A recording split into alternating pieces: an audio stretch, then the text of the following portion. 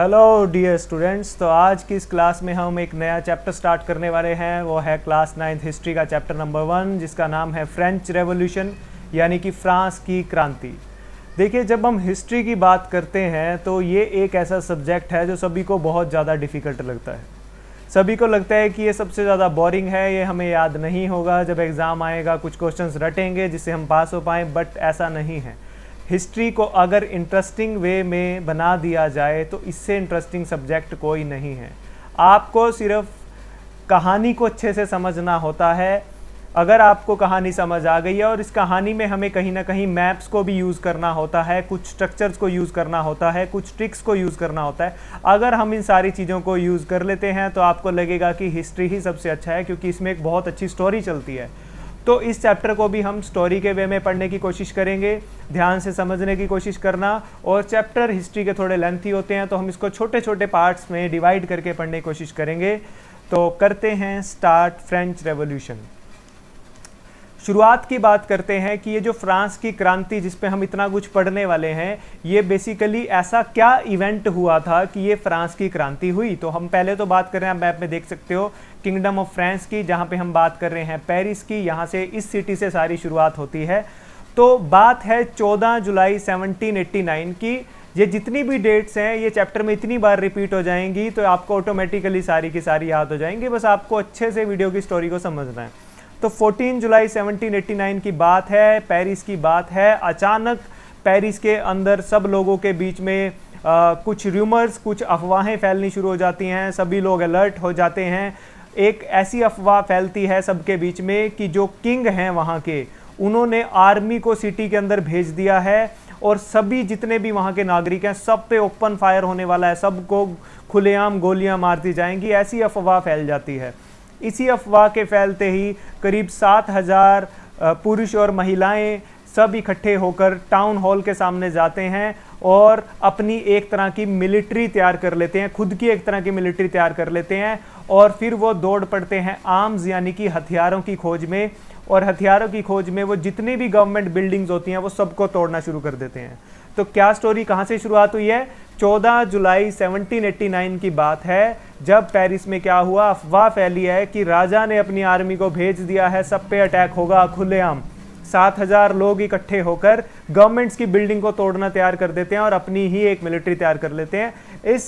ये कौन लोग थे, ये कौन राजा था, इन सब को हम आगे चैप्टर में डिटेल में पढ़ने वाले हैं। फिलहाल हम वो इवेंट पढ़ रहे हैं कि जिससे इस क्रांति की शुरुआत हुई। और ये क्रांति कोई एक छोटी चीज नहीं है, इस क्रांति का सारे वर्ल्ड पर इंपैक्ट पड़ा, इंडिया पर इंपैक्ट पड़ा। आज आपकी जो लाइफ चल रही है उस पर भी कहीं ना कहीं इंपैक्ट रहा है। Finally, a group of several hundred people marched towards the eastern part of the city and stormed the fortress prison the Bastille। तो उसके बाद क्या होता है, कुछ सैकड़ों की संख्या में लोग जो उस सिटी के ईस्टर्न पार्ट की ओर बढ़ते हैं। और ईस्टर्न पार्ट की ओर बढ़ते हैं तो उस सिटी के ईस्टर्न पार्ट में एक जेल होती है, जेल खाना जिसको बोल देते हैं, उसको बेस्टील की जेल बोला जाता है। और वहाँ पे जाकर वो अटैक कर देते हैं और जहाँ पे उनको होर्डेड एम्यूनिशन यानी कि हथियार वगैरह मिल जाते हैं जो वहाँ पे स्टोरेज हो रखा होता है। तो इसी तरह ही जब इनको हथियार मिल जाते हैं तो अब क्या होता है, फिर आर्म्ड फाइट होने लगती है, यानी कि हथियारों के साथ लड़ाई होने लगती है किंग की आर्मी के बीच में और आम जनता के बीच में। The commander of the Bastille was killed. इसी लड़ाई में जो बेस्टील जेल के जो कमांडर होते हैं उनको भी मार दिया जाता है और जितने भी प्रिजनर होते हैं, जितने भी जेल में कैदी होते हैं, सबको छुड़ा लिया जाता है। उस टाइम जेल में, बेस्टील की जेल में सिर्फ 7 ही कैदी थे जिस टाइम ये अटैक हुआ। Yet the Bastille was hated by all. ये जो बेस्टील की जेल थी, क्यों इस पर अटैक किया गया, इसका एक कारण ये भी था कि इस बेस्टील की जेल से सबको नफरत थी, क्योंकि राजा की जितनी भी डेस्पोटिक पावर थी। डेस्पोटिक पावर वर्ड का मतलब मैं आपको समझाता हूँ। डेस्पोटिक पावर को हिंदी में बोल देते हैं निरंकुश शक्तियाँ, निरंकुश जिन पे कोई अंकुश ना लगे, यानी कि जो आउट ऑफ कंट्रोल पावर्स हो, यानी कि जो कंट्रोलेबल ना हो। यानी कि इससे हमें यह पता चल रहा है कि उस टाइम जो वहाँ पे राजा का शासन था, राजा वहाँ पे अपनी पावर्स का गलत इस्तेमाल करते थे जिनके ऊपर कोई कंट्रोल नहीं था। और ये जो बेस्टील था, ये राजा की पावर, जो भी राजा अपनी पावर को यूज़ करता था तो बेस्टील को एक ऐसी जगह माना जाता था कि यही वो जगह है जो राजा की पावर का सिंबल है, क्योंकि राजा जब भी किसी को सजा देता था वो बेस्टील की जेल में ही दी जाती थी। इसलिए सभी लोगों को इस बेस्टील से बहुत नफरत थी, इसलिए उन्होंने इसको कंप्लीटली तोड़ दिया, इसके टुकड़े टुकड़े कर दिए और काफ़ी टुकड़ों को मार्केट में जाके बेच दिया गया उन लोगों को जो लोग सदा के लिए इस जो तहस नहस हुई है इस बिल्डिंग के याद को अपने पास रखना चाहते थे कि हिस्ट्री में ऐसा भी कभी हुआ था कि राजा की जो पावर होती थी यानी कि वो जेल, उसको तोड़ दिया गया। हम उसके टुकड़ों को अपने पास संजो कर रखना चाहते हैं ताकि हम अपनी अगली जनरेशन को दिखा सकें और अपनी मेमोरीज में भी रख सकें कि हमने उस जेल को अब हमेशा के लिए ख़त्म कर दिया है। The days that followed saw more rioting both in the Paris and the countryside। उसके बाद क्या हुआ, जब से ये शुरुआत हुई उसके बाद उस कंट्री साइड यानी कि आसपास के गांव में, आसपास के शहरों में भी लड़ाई झगड़े होने स्टार्ट हो गए। Most people were protesting against the high prices of bread. तो सिर्फ अफवाह ही नहीं थी जो एक कारण थी जिसके कारण लड़ाई हुई, बल्कि एक कारण ये भी था कि उस टाइम जो ब्रेड था, आम जो गरीब लोग थे उस टाइम सिर्फ ब्रेड पे डिपेंड होते थे, ब्रेड से ही वो गुजारा करते थे अपनी ज़िंदगी का। उस टाइम पे क्या हुआ, ब्रेड के प्राइस बहुत बढ़ गए। तो much later when historian look back upon this time they saw it as the beginning of a chain of events that ultimately led to the execution of the king in France.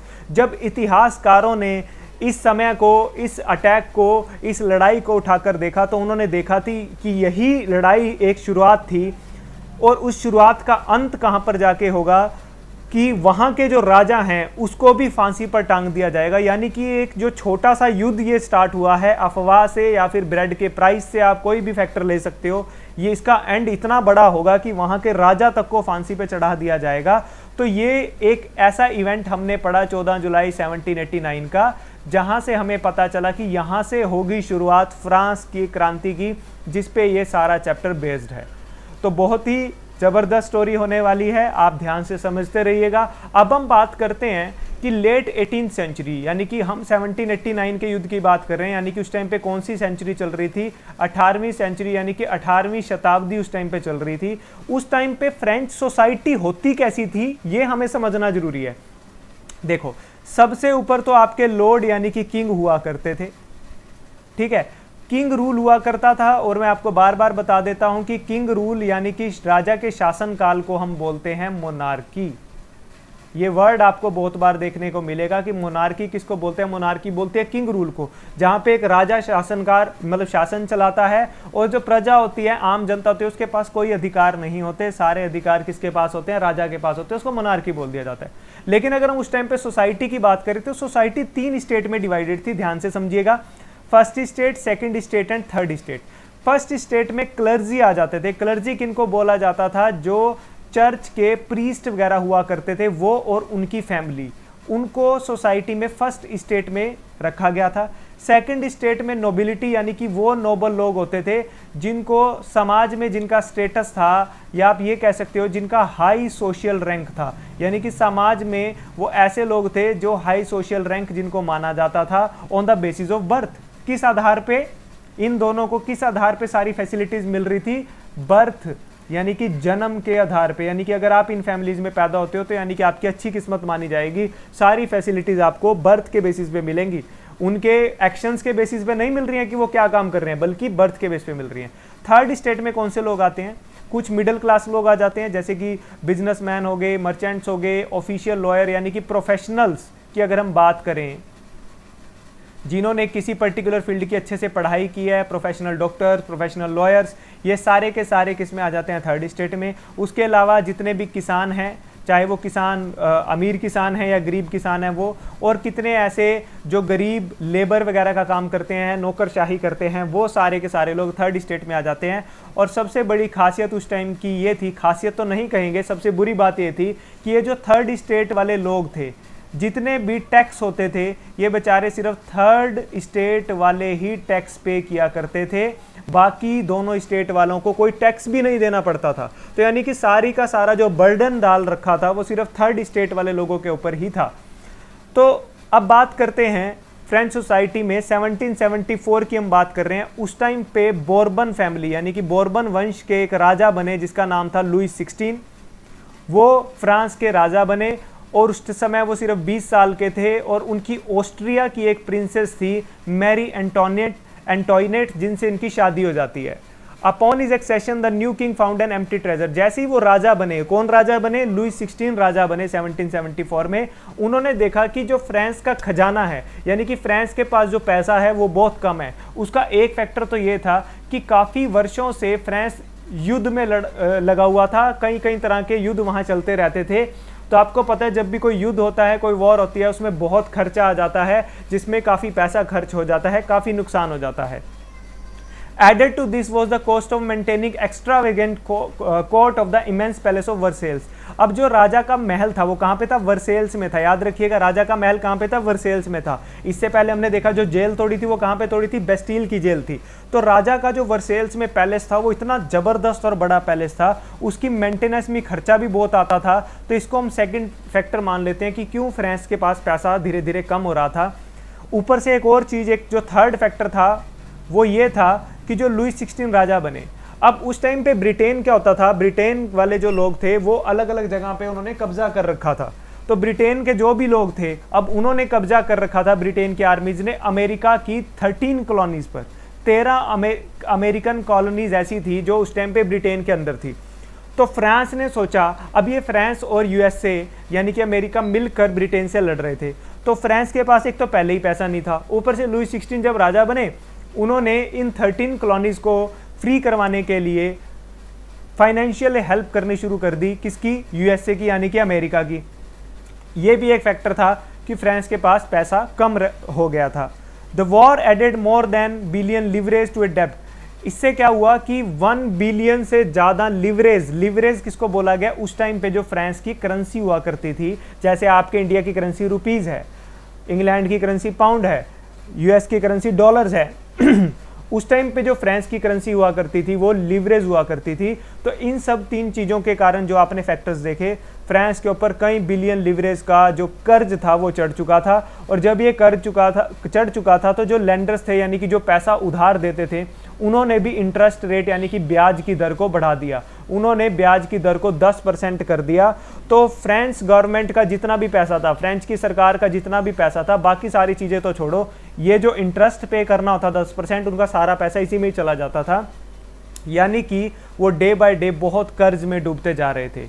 To meet its regular expenses such as the cost of maintaining army, court and running the government offices, universities, the state was forced to increase taxes। अब हुआ क्या, जब सरकार के पास पैसा नहीं बचता तो वो क्या करते हैं? आम जनता से पैसा निकालने की कोशिश करते हैं, इसलिए वो टैक्स बढ़ा देते हैं।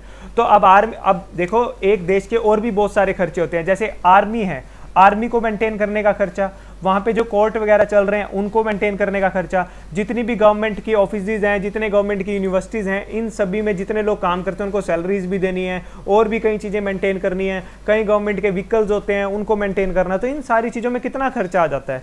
तो उन्होंने क्या किया, इन सारी चीज़ों के ऊपर टैक्स लगाना शुरू कर दिया। French society in the 18th century was divided into 3 states. 3 state में फ्रेंच सोसाइटी बटी हुई थी, जो मैं आपको पहले ही अच्छे से समझा चुका हूँ। Only members of the 3rd state paid taxes. जैसा कि मैंने आपको बताया कि ये जो टैक्स तो बढ़ा रहे थे, पर इन टैक्स बढ़ाने का जो मेन बर्डन था वो सिर्फ और सिर्फ 3rd स्टेट के लोगों पर आ रहा था, गरीब जनता पर ज़्यादा आ रहा था। The society of state was part of the feudal system that dated back to the middle ages. अब ये जो आपने 3 स्टेट में सोसाइटी को डिवाइडेड देखा, इस सिस्टम को फ्यूडल सिस्टम बोल दिया जाता है। ये बात आप याद रखिएगा, क्या बोल दिया जाता है? फ्यूडल सिस्टम बोल दिया जाता है। पीजेंट्स यानी कि किसान जो होते थे, they made up of 90% of the population. तो 90% पॉपुलेशन जो आपको कौन दिख रहे हैं? पीजेंट्स दिख रहे हैं, किसान दिख रहे हैं। However, only a small number of them owned the land they cultivated। लेकिन इनमें से बहुत ही स्मॉल नंबर था जिन पे क्या था, जो लैंड ओनर थे, जिन पे खुद का लैंड हुआ करता था। यानी कि बाकी सारे किसान किसी और की ज़मीन पर काम करके अपना गुजारा चलाया करते थे। About 60% of the land was owned by the nobles, the church and the other richer member of the 3rd state। जो 60% लैंड था वो किन के पास था? 10% लोगों पे था।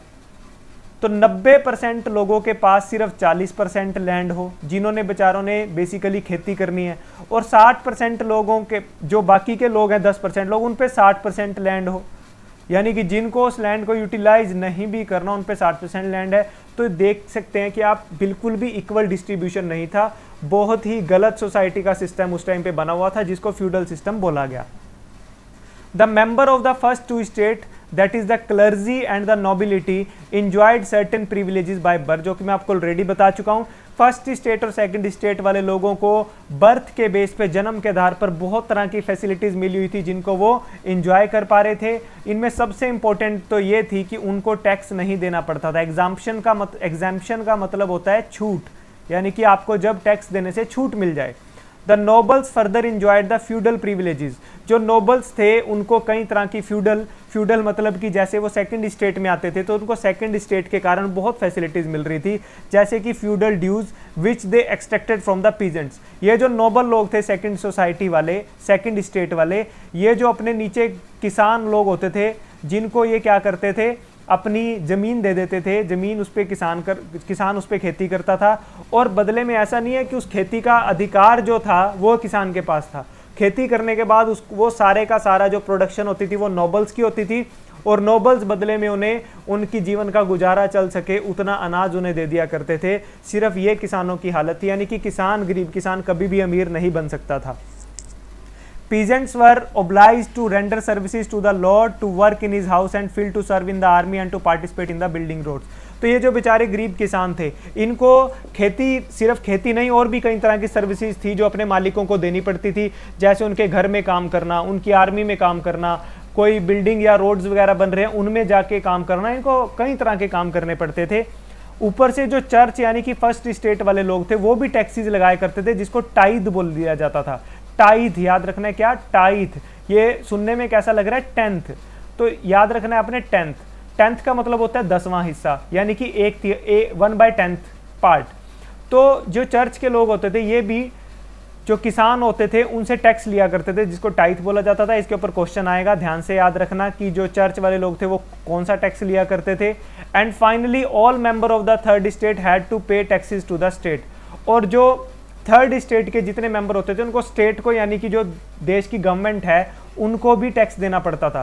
तो एक तो वो पहले ही गरीब हैं, ऊपर से वो फर्स्ट स्टेट वालों को भी टैक्स दे रहे हैं, और ऊपर से वो स्टेट को भी टैक्स दे रहे हैं, तो यानी कि थर्ड स्टेट वालों पे बहुत ज़्यादा बर्डन था, स्पेशली गरीब लोगों पे।